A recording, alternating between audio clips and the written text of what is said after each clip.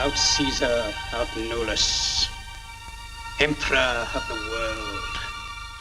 Charlie Chaplin was a divinity. He owned the world. He was the first universal artist that I can think of. Chaplin was probably the most popular person, entertainer, however you want to say, on the planet. The thing about Chaplin that made me lean toward him was the ambience he gave, the sort of free-floating feeling about someone who could circumvent nature. My reaction to Great Dictator is so hard to talk about because I laughed so hard and was so deeply moved. Here was this huge artist standing up against this gargantuan monster. It was a championship match for the ages. To me, it was one of the finest films I'd ever seen. When you were faced by the totalitarian regimes and the madness they inflicted on the world, courage isn't enough. You have to be able to laugh in their face, throw back your head and say, "You don't count. I discount you this way. I give you the laugh of all time, the great laugh of acceptance, which melts you down."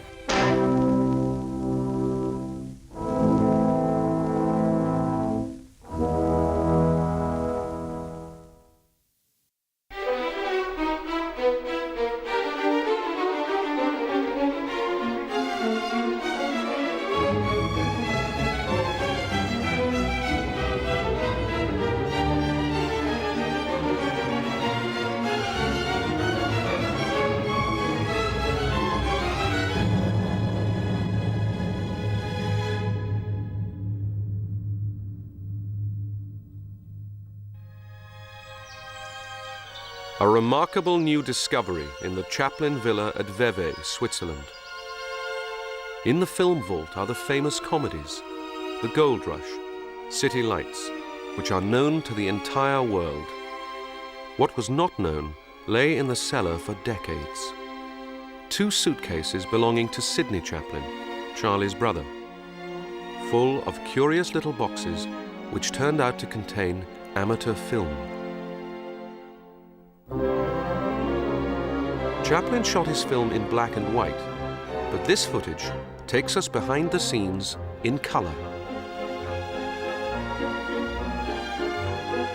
It adds another dimension to an extraordinary story, the confrontation between Adolf Hitler and Charlie Chaplin through the making of a highly controversial motion picture released in 1940 called The Great Dictator.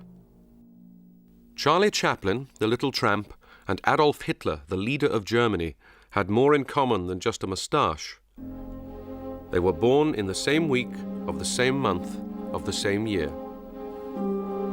A few years before Chaplin became famous as the tramp, Hitler was a tramp. Both were outsiders who left their homeland to conquer the world. They became the best loved and most hated men of their time. In every country, Chaplin was the symbol for laughter. Hitler, the symbol for destruction. His war cost 55 million lives. But in the 1930s, he seemed unstoppable. World leaders sought to appease him. Most of Hollywood chose to ignore him. But one voice would speak to millions. One man would have the courage to challenge the world's most dangerous leader, Charlie Chaplin. The climax of The Great Dictator. Chaplin's Jewish barber is mistaken for the dictator and is called upon to speak. Excellency, the world awaits your word. Chaplin had never spoken on the screen until he made this film. But he felt if he could talk from his heart, he might even be able to shorten the war. What was it that would bring Chaplin and Hitler into such a unique confrontation? Chaplin was born in 1889 in the South London slums he would recreate so often in his films. His father was a music hall singer, as was his mother. Because of her mental trouble, Charlie and his brother were sent to the workhouse. Working people were terrified of this fate, which Chaplin vividly conveyed in The Kid, when the law comes to take the child to the workhouse.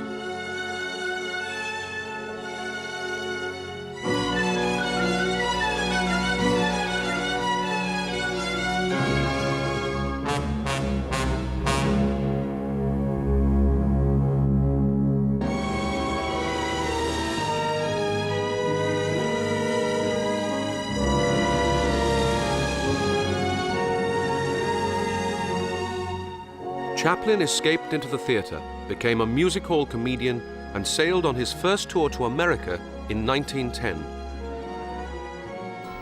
Hitler came from a lower middle-class family at the border of Austria and Germany. He hated school and learned very little, but was always a ringleader. His father was a brutal man, a customs officer who had married one of his servants. Hitler's mother was probably the only woman Hitler ever loved. She protected him from his father. As soon as he could, he went to Vienna, where he hoped to become an artist. The young Hitler refused to do any work other than drawing, but he was considered no better than competent. His failure in the entrance exam for the Vienna Academy devastated him. How different history might have been had Adolf Hitler been accepted. He lost his self-respect and sank lower and lower into the slums of old Vienna. He became a tramp, sleeping rough. This Vienna men's home probably saved his life. It was supported partly by Jewish charities. But from such men as Guido von List, Hitler soaked in hatred of the Jews. List preached the superiority of the Aryan. His symbol would become Hitler's.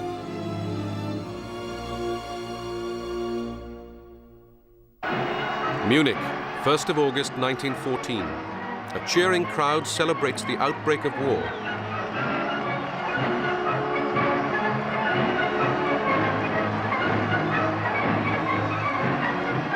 The scene is recorded by a photographer, and among the crowd he's photographing is the 25-year-old Adolf Hitler.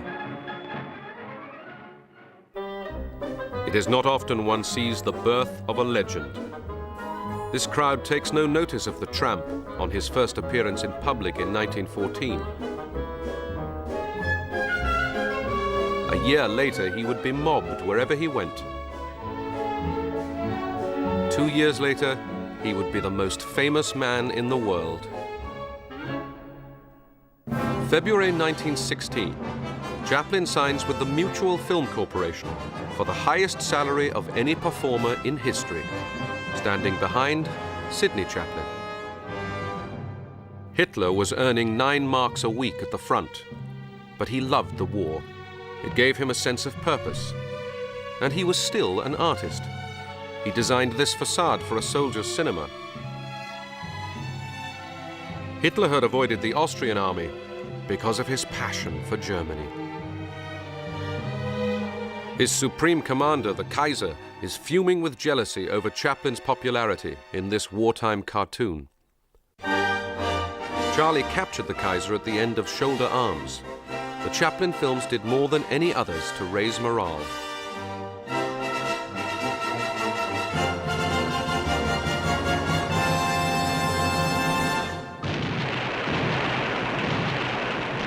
"20 years later, Chaplin would restage World War I for The Great Dictator, picking up where Shoulder Arms left off, wearing German uniform.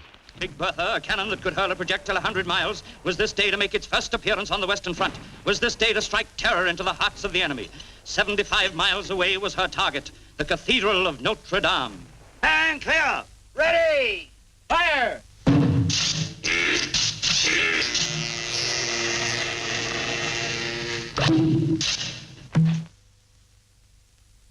He was the little guy who, they loaded it up and then he had to pull this string that fired it.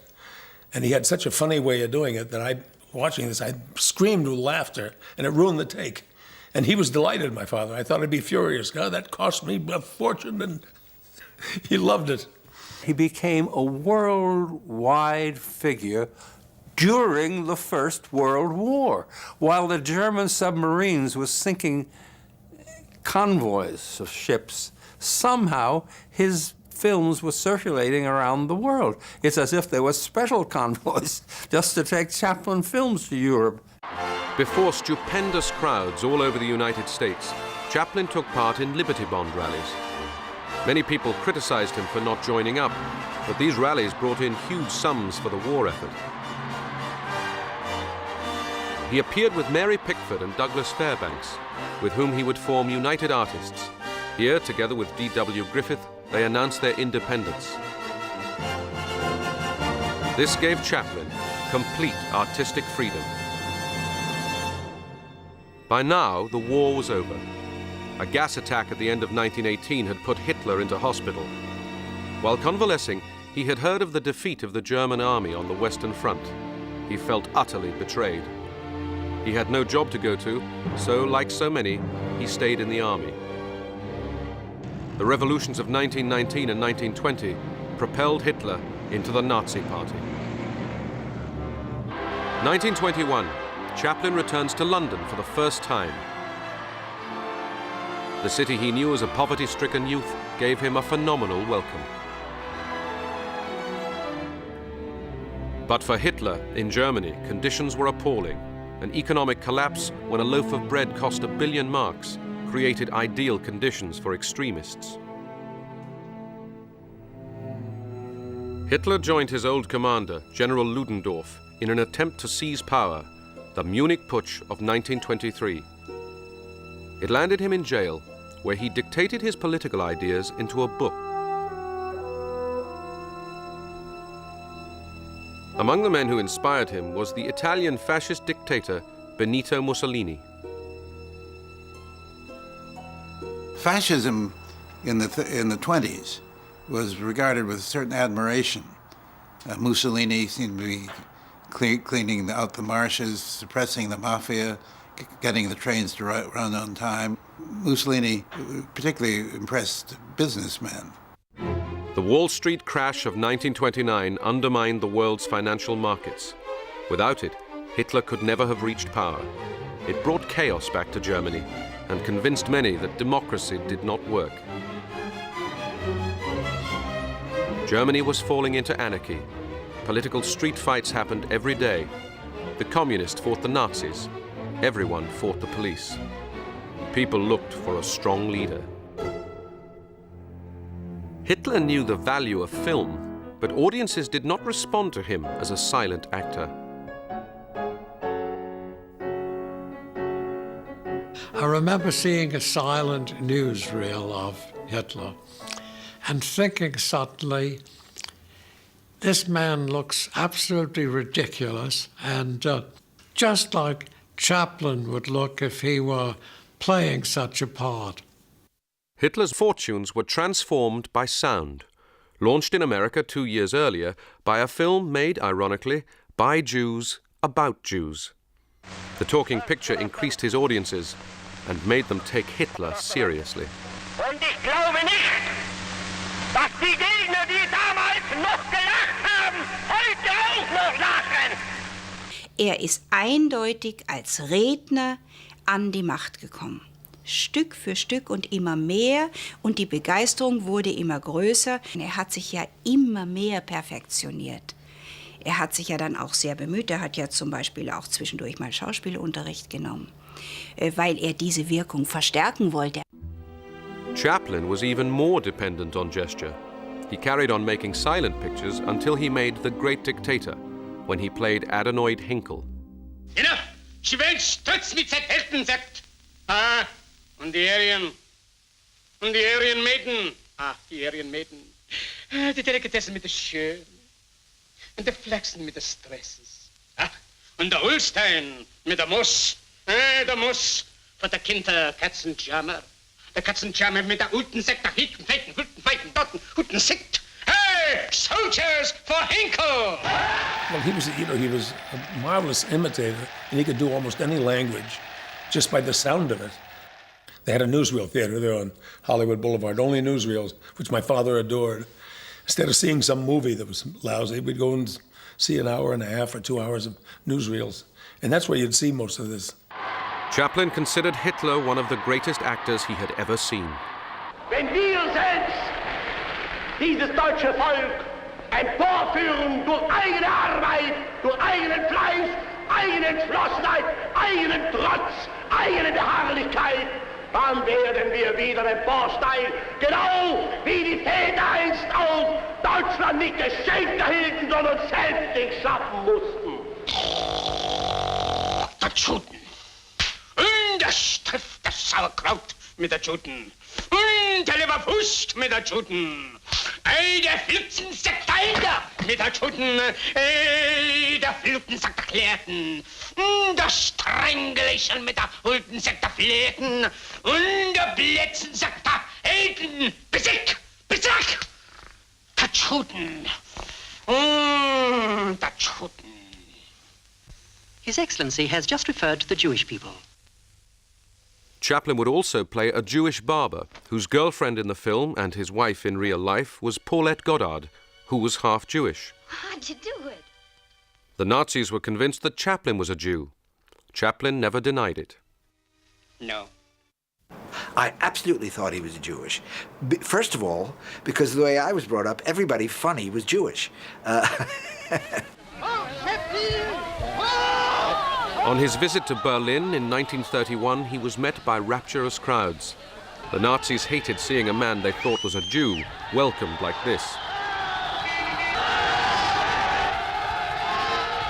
Wir wussten, dass ein Jude war, nicht wahr? Das wussten wir. Und das war natürlich für uns nicht das, was wir wollten. Und wir wussten auch, dass uns nicht lieben konnte und nicht geliebt hat. Und dass großen Einfluss hatte. The Nazis would later use these newsreels of Chaplin's visit in their most notorious propaganda film. Der Jude Chaplin wurde bei seinem Besuch in Berlin von einer begeisterten Menge begrüßt.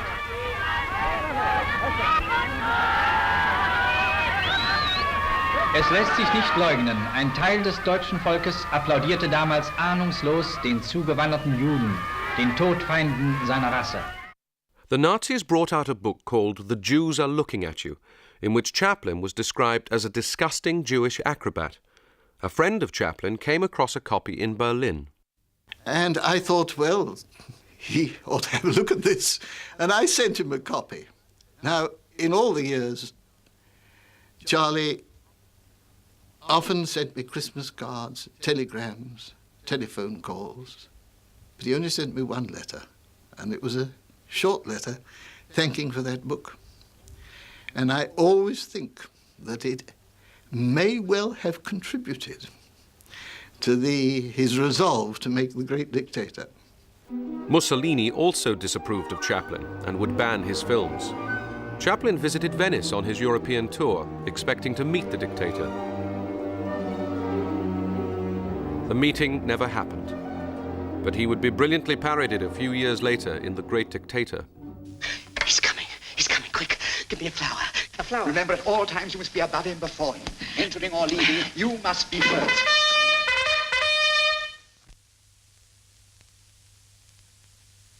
Hello, Hinky! One of the great moments in The Great Dictator is the casting of Jack Oakey as Mussolini. I thought the public extremely enthusiastic on your arrival. Sure. They like to see new faces. Jack Oakey comes out on the balcony and struts and sticks out his chin, and by God, there's Mussolini. So it was a masterful job of casting on the part of Chaplin. You cannot treat the bacterium people this way! I'll take the bacterium people and I'll tear them apart like that! Look, listen, please! Look, what are you doing? Tell me yourself! It's an insult to the people! Turkey's the best spaghetti! It's spaghetti! He either side of the treaty or we have a war! Oh! But before satirizing the dictators, Chaplin would turn his attention to the problems plaguing America in the 1930s. Strikes, lockouts, unemployment. The Ford factories brought out troops to deal with strikers. Henry Ford supported Hitler and was both anti-Semitic and anti-union. When Chaplin made his first overtly political film, The Big Boss bore a strong resemblance to Henry Ford.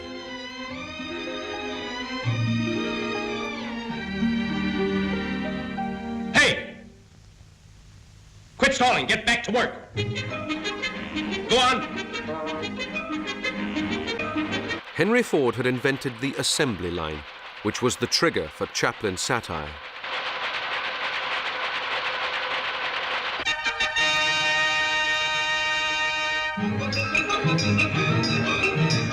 Attention, foreman. Trouble on bench 5. Check on the nut tighteners. Nuts coming through loose on bench 5. Attention, foreman. I thought Modern Times was the greatest movie I'd ever seen up till that point, and as a matter of fact, I think maybe I still do. And the whole idea of attacking capitalism, not only from an economic and social point of view, but from an intensely human point of view.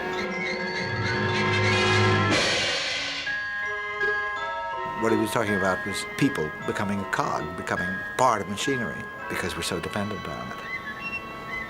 That is the movie where a red flag falls off a truck and he's walking down the street and a parade comes in behind him and the cops then come in and beat the hell out of him.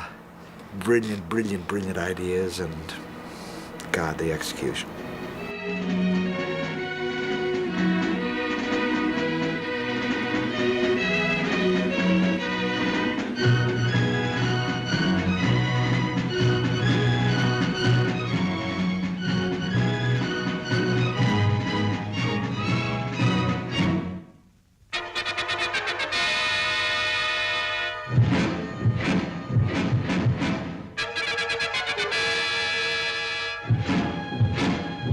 There was a revolutionary feeling growing, and people who had been respectably middle class were actually breaking into bakeries and stealing bread. It was extreme. The violence of industrial relations was also extreme. While in Germany, life was being transformed. Once Hitler had come to power, people accepted the supremacy of the state over the individual. Women were allotted a secondary role, while men were trained for war. Hitler tackled unemployment with huge construction projects like these pioneer motorways. There was an admiration for Hitler because we hadn't seen his evil things yet. They hadn't begun to manifest. We saw that he helped cure their inflation and put the people to work, and he had all the young men marching around with shovels over their shoulders instead of rifles, And I don't think that anyone really wanted a dictator in our country, but when we looked at Hitler, we saw maybe something like this could get us out of our depression.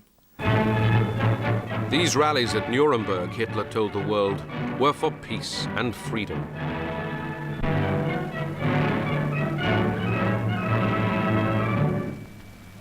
And I thought it was the most beautiful thing I'd ever seen.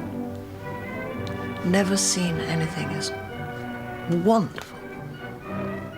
And I screamed with the best of them, you know. Heil, Heil, or whatever. And I don't feel guilty about that. How can I? I was 11. What I found extraordinary worthy was the theater.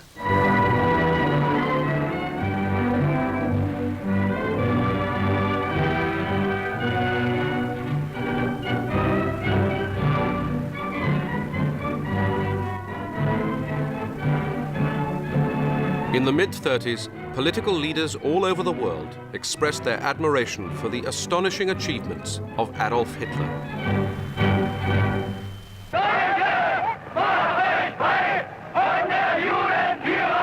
The anti-Jewish boycott would become an important feature of Chaplin's film. The barber has lost his memory and knows nothing of the dictator's rise to power. The word Jew was hardly ever mentioned in American films. You leave that alone. Don't be silly. I'm not silly. I appreciate that. When you talk to me, hail, hinkle, and salute. Who are you, anyway? I'll show you who I am. The emigration began. many Jews set out for the land of opportunity. Our unemployment problem was transferred to the United States from foreign lands. And if we had refused admission to the 16,500,000 foreign-born in our midst, there would be no serious unemployment problem to harass us. The German-American Bund held mass rallies in Madison Square Garden before audiences of 20,000. They followed exactly the Nazi Party line. Anti-Semitism in America was so rife, there was every chance of fascism succeeding in the United States. Over 100 organizations put out anti-Semitic literature like this. No wonder the subject became hard to discuss. I know among other Jews, some of them thought that it was making waves. Shouldn't talk about those things, because it was certainly a feeling among many in the what you might call the Jewish establishment that such things you didn't mention. It would just bring more trouble. There were congressional investigations into the Jewish influence on motion pictures. It's incredible, incredible what went on in this country. The producers, if you check the films that were made in the 30s until late in the 30s, they were very wary of rocking the boat because they were still making money in Germany. They were making money in Italy, and the bottom line was profit and really not principle. Hitler in particular saw every American film he could. War ein Filmenthusiast. Das war für ihn die schönste Sache. Auch der schönste Zeitvertreib, den hatte. Der Bengal Lancers, das hatte er sehr gern gehabt. Und dann hatte gerne Greta Garbo-Filme, selbstverständlich. Die hätte er gerne empfangen wie einen Staatsmann in Berlin. Propaganda Minister Dr. Goebbels would have preferred German films for the German public, but they loved American films as much as Hitler. Goebbels ensured a steady supply. Hitler would see something like The Hound of the Baskervilles and would even record his opinion. The ones he disliked were often banned. Louis B. Mayer of MGM would actually run those films with the Nazi German consul and was willing to take out things that the Nazi objected to. The problem with Hollywood, which I've often said to my friends, is that we're living in the company of cowards. They won't stand up for anything. They pretend to stand up for it, but when the money is down, they fade out.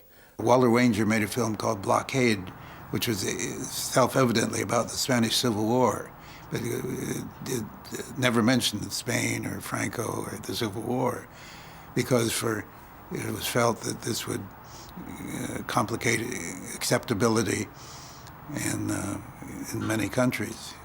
Henry Fonda played the lead in Blockade. And I remember the last sentence of the picture.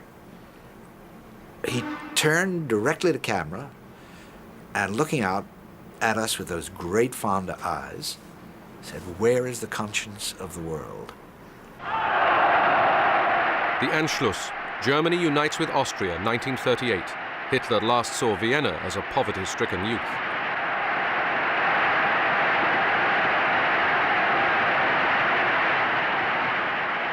Als Führer und Kanzler der deutschen Nation und des Reichs melde ich vor der deutschen Geschichte nunmehr den Eintritt meiner Heimat in das Deutsche Reich. It was 3 days after the Anschluss, and I was walking in the street with my best friend, and came upon this group, a number of middle-aged ladies and gentlemen, all obviously upper-class citizens. And they were on their knees and cleaning the pavement with toothbrushes. There were lots of Viennese in this group, laughing and taunting them, and it was You know, it was really something that could have been out of The Great Dictator, you're quite right. Because one almost laughed, it was so terrible.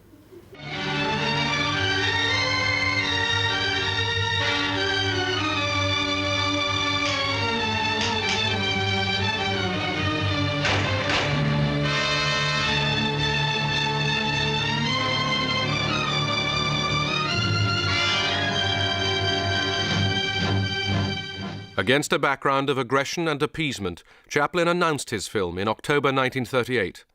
The British, anxious not to upset Hitler, said they would ban it. To general astonishment, Chaplin went ahead. Every one of my friends, many of whom were Jewish, like myself, felt that a David had arisen, a comic David, to fight Goliath. And we could only be happy. Kristallnacht, November the 9th, 1938. The Nazis unleashed a wave of violence against the Jews. Wenn es dem internationalen Finanzjudentum in und außerhalb Europas gelingen sollte, die Völker noch einmal in einen Weltkrieg zu stürzen, dann wird das Ergebnis nicht die Bolschewisierung der Erde und damit der Sieg des Judentums sein, sondern die Vernichtung der jüdischen Rasse in Europa. There was a big movement afoot among Jewish producers in Hollywood to discourage Chaplin's film. A lot of them went to him and said, look, Charlie, you're going to make it terribly hard for our people over there. You know, this is going to make Hitler furious. And Charlie would say, well, I don't give a damn if he's furious. He can't be any worse than he is, can he, you know? He even felt that there would be trouble with getting a release. They were saying, this is a disaster, Charlie, you know, not just for the Jews, but for the American foreign policy and so forth. Charlie was beginning to get really scared. Roosevelt got word of this, and he sent Harry Hopkins out to talk to Charlie. And Hopkins said, look, Charlie, the president is all for this. He said, you don't have to worry about their boycotting release. He'll see that it's released. He feels that this is a very important thing and that you must go ahead and not listen to any of these people who are trying to discourage you.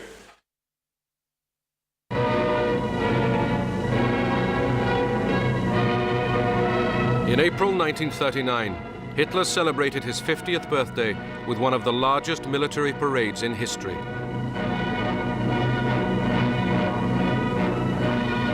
For the first time since 1919, tanks rolled through Berlin.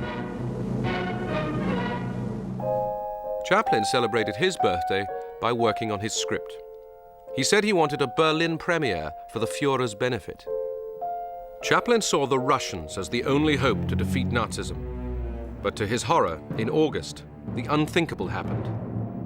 The Nazis signed a pact with the Soviet Union. I believe the great phrase was, Russia is not going to pull England and France's coals out of the fire. That was the great rationalization for the pact. So the particular atmosphere that I ran into was of tragedy, a calamity, the end of the world. The victory parade in Warsaw. Germany and Russia have carved up Poland. England and France have declared war on Hitler. As Chaplin began work, his brother Sidney filmed him. Sound equipment was installed and a ghetto set built at his Hollywood studio. The finance for the film came not from the other Hollywood studios, but entirely from Chaplin himself. Filming in the ghetto began on September the 9th, 1939, 6 days after the outbreak of the Second World War, in conditions of strict secrecy.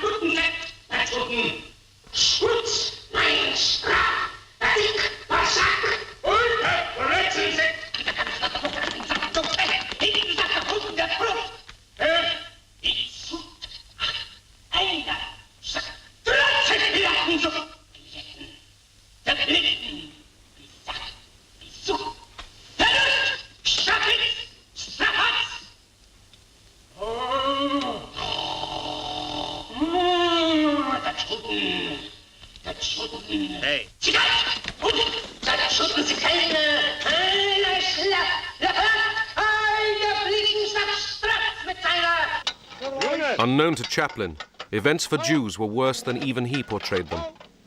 Nonetheless, he took great risks with his film. A very daring thing to have done, really, to satirize the Jews and Hitler and Mussolini and make a sad comedy. It's almost tragic, you know. It's the comedy element. You find yourself laughing at something that you don't want to laugh at. Before we take you down, you'll finish this. Here. Go on, paint that. Hey, you! Help!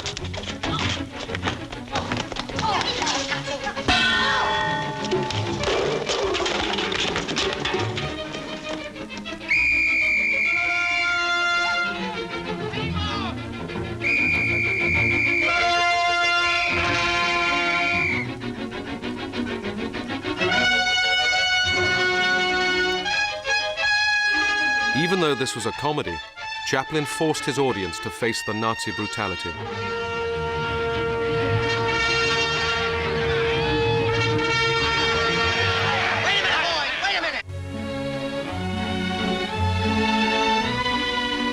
Chaplin was proud of the equipment he was using for the first time.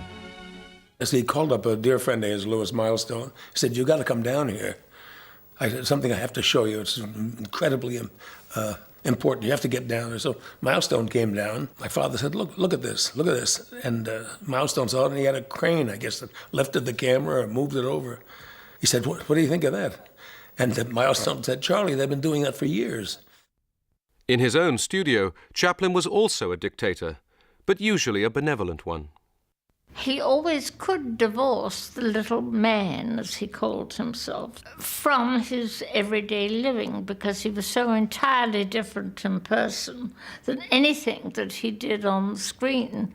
But with the great dictator, he became more and more important to himself. I used to laugh so, because the moment he put on the uniform, he'd smooth down his flat tummy and preen a little bit and always looking in the mirror just to see that everything was just so, he was not a vain man, but he certainly was during the making. His Excellency is about to descend the stairs. Miss Agent.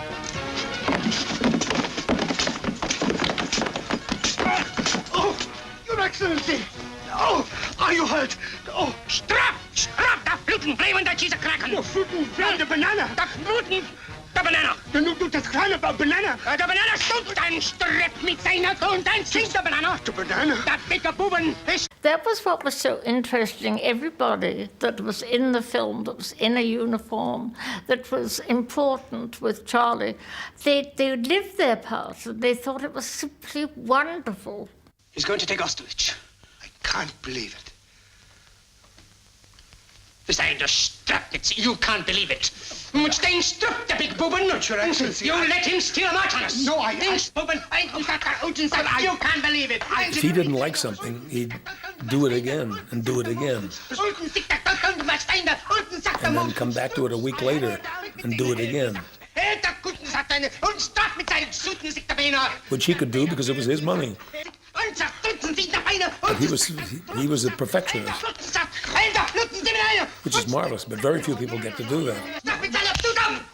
He felt very pompous, very grand, and the whole time he was doing it, he was just a different person. I'm surrounded by nothing but incompetent, stupid, sterile stenographers. I'll get you a pen. Don't bother. I won't send it. Get out, get out, get out! Neither Chaplin's imagination nor the resources of Hollywood could duplicate Albert Speer's grandiose design for the Reichschancellery. But in photos of Hitler's study, Chaplin noticed something which he seized upon.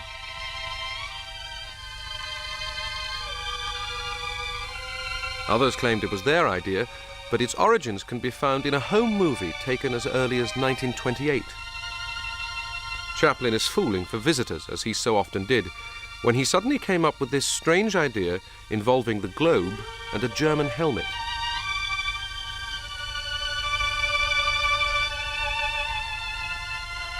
It summed up perfectly the Führer's godlike ambition. But, said picture-goer, By the time Chaplin finishes his picture, we may all have forgotten who Hitler was. It's the stormtroopers. They're after you. You better get up on the roof. No, stay here. Come on, they'll kill you. No, stay and fight. Don't be a fool. You want to be murdered? Get onto the roof, quick. Come on. Bravely, Chaplin turns his camera away from the obvious and shows us this symbolic shot. Here we are. Smash in the door. Come on. I wear the bomb. There you go.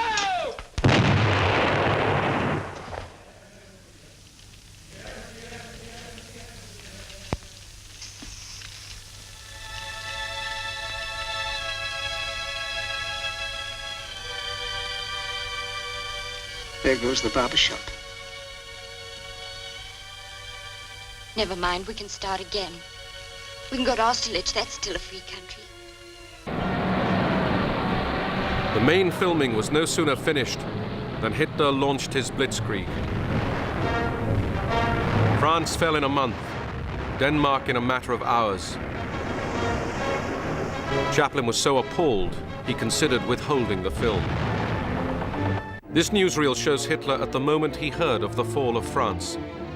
Chaplin said, "He is a horrible menace to civilization rather than someone to laugh at." I felt that this was a terrible thing to make a comic film about him.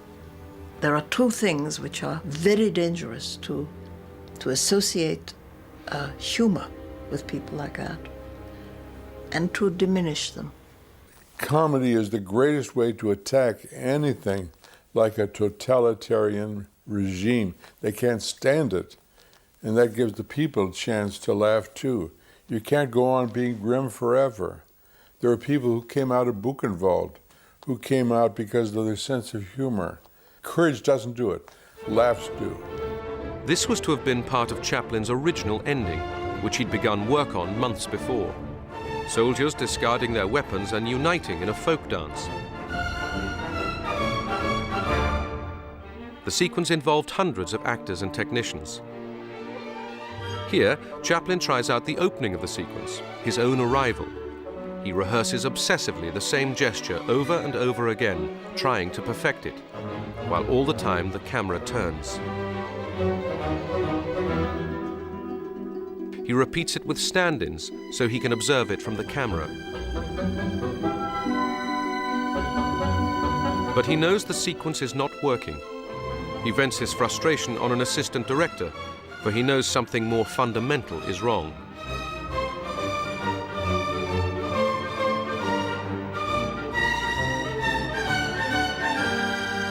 In this form, he would abandon the sequence.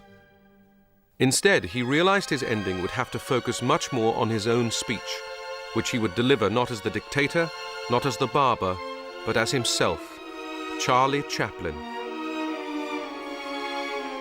Hitler's attack on France gave him the impetus to rewrite the speech, which would be a plea for peace, a plea for sanity. And he was 458 days into the picture before he was ready to shoot it. At dawn, on the very day Chaplin was delivering his plea for freedom, Hitler swept into Paris to view his latest conquest.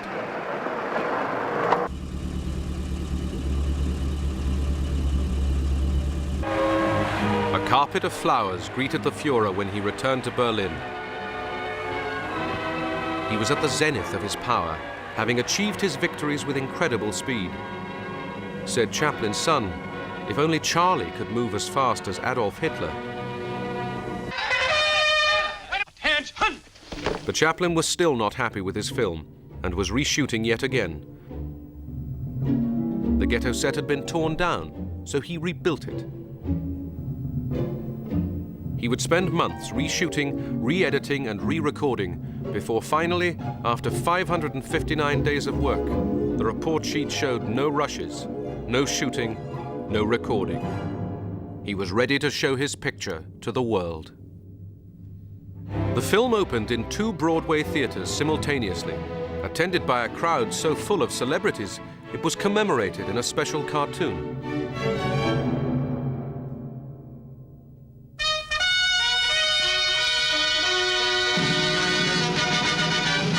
He was going to show up. We knew that. There was an enormous amount of publicity, and the crowds in front of the theater were tremendous.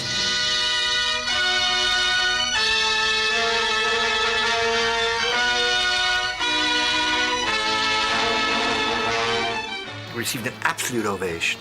People stood, cheered, called for Chaplin. Here, this man had come out against Hitler.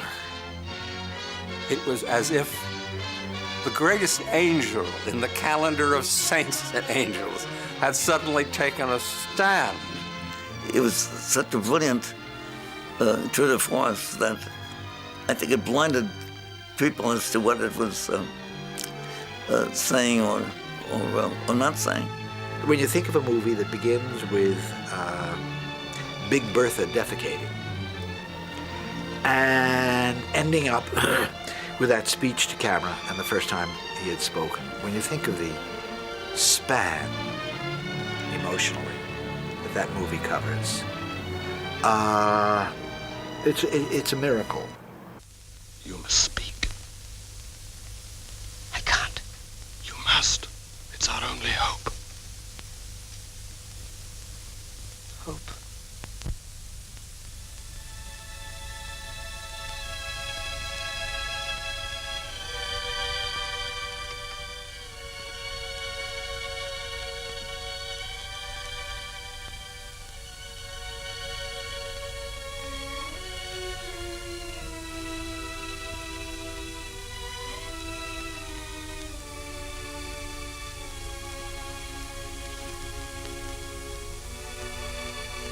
I mean, that ending doesn't come as an abrupt thing.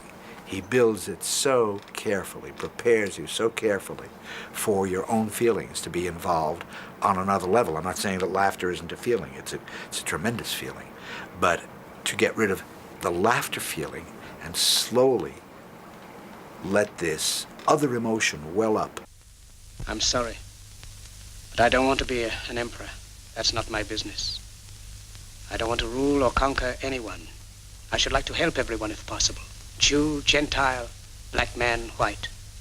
We all want to help one another. Human beings are like that. We want to live by each other's happiness, not by each other's misery. We don't want to hate and despise one another. In this world, there's room for everyone, and the good earth is rich and can provide for everyone. I wept at the ending. It was something to me that had to be said. If it was inartistic, it was inartistic. I don't care. Nothing has to be perfect. It seemed mawkish and maudlin at the time, but in the context of the nuclear age, I think it has great resonance and great power. The way of life can be free and beautiful, but we have lost the way. Greed has poisoned men's souls, has barricaded the world with hate, has goose-stepped us into misery and bloodshed. We have developed speed, but we have shut ourselves in. Machinery that gives abundance has left us in want. Our knowledge has made us cynical, our cleverness hard and unkind. We think too much and feel too little. More than machinery, we need humanity. So at the end of this speech, he dares to remind you that you don't have to go on killing. You don't have to be a totalitarian. You can make do with the worst people in the world. Somehow you must. And that's what he did. And there are a lot of people with violence in their soul resented the fact that someone wanted peace. But Chaplin said he would never have made The Great Dictator had he known the full horror of Hitler's crimes. Millions were grateful that he did. Chaplin brings us to tears because he reminds us of the potential of mankind lighting a lantern and keeping it aside while mankind goes on destroying itself, and being there when the war is over to relight the lantern and to give us hopes for tomorrow. At the height of the Blitz on London, the film opened to an ecstatic reaction. The best propaganda film since the start of the war for the British people, said one. The best heartener we could have.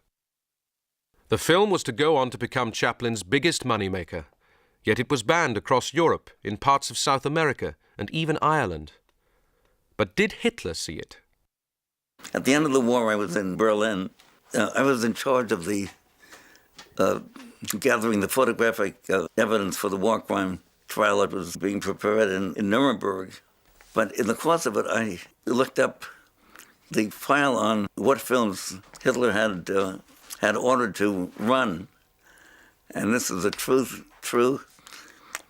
He ordered The Great Dictator, and then he ordered it a day or so after again.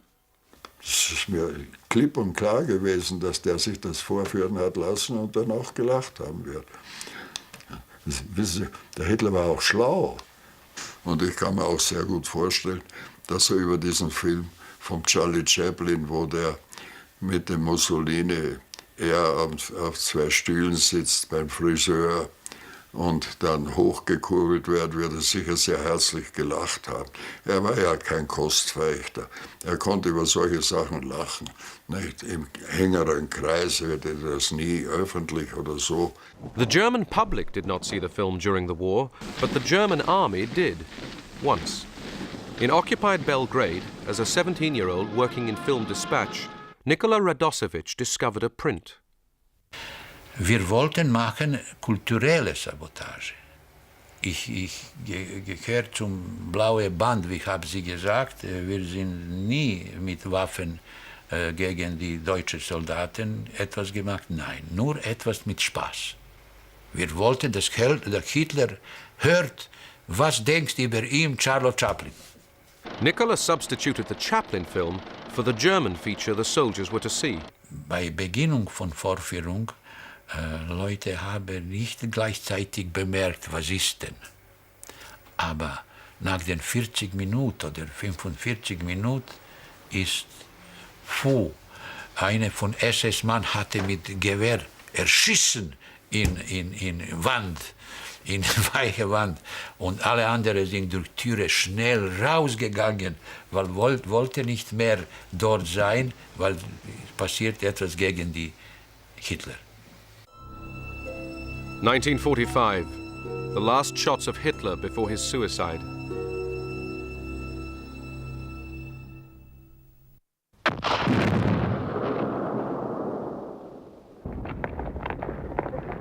Hitler's world lay in ruins.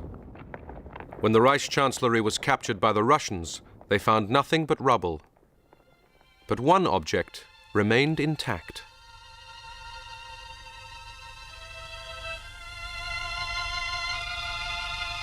With The Great Dictator, Chaplin had strengthened millions through the power of laughter at a time when madness and darkness covered the world.